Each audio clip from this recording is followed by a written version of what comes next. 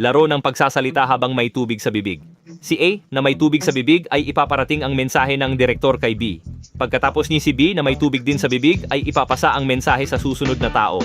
Ang huling kalahok ang huhula kung ano ang sinabi ng direktor. Kapag tama ang hula, matagumpay ang hamon. Naiintindihan mo ba?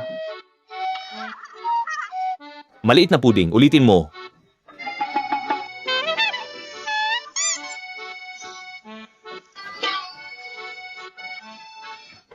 Ha? Buka mo ang bibig, magsalita.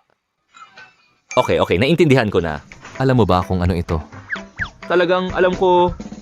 Austria! Ha? Austria? Ha?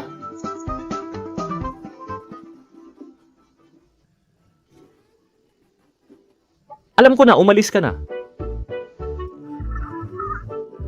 Ang haba naman.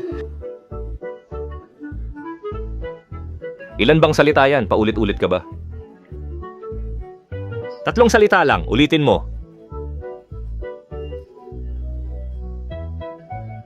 Parang isang baka. Naiintindihan ko ito.